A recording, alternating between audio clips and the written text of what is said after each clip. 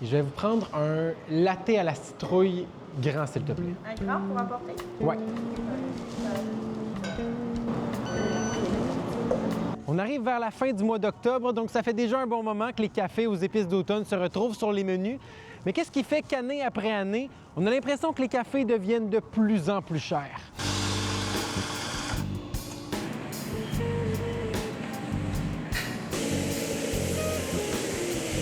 Ça ressemble à quoi l'augmentation du prix du café depuis les dernières années? Sur les 5 dernières années, quasiment 300 %.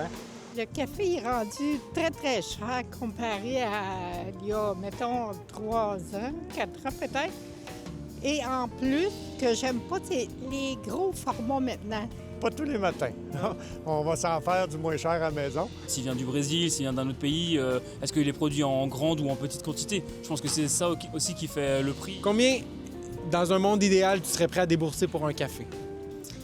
Et là, je débourse déjà 10 $. Disons, mettons 5,60 $, là, je serais contente de mon café. Combien ça vous coûte à produire ça, ce café-là americano à 3,25 que vous vendez aux clients? 40 sous la tasse. OK, 40 sous pour 3,25, puis après ça, là-dessus est ajouté le taux horaire, les paiements de la bâtisse, l'entretien, le ménage et tout.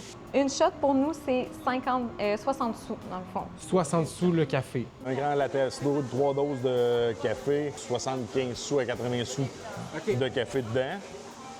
Là, tu vas avoir facilement $1, $1,25 de lait.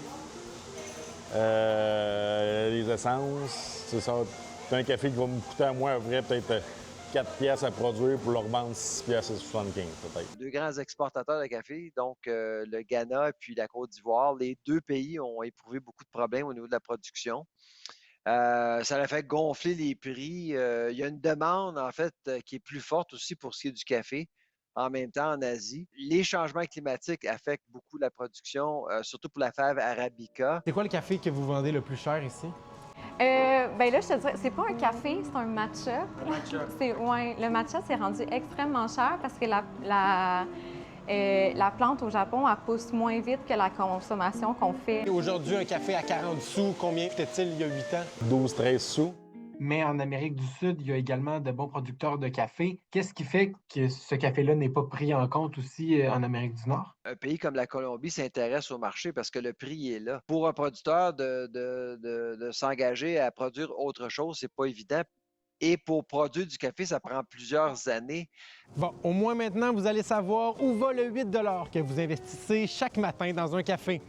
À Trois-Rivières, Maxime Dany pour Nouveau Info.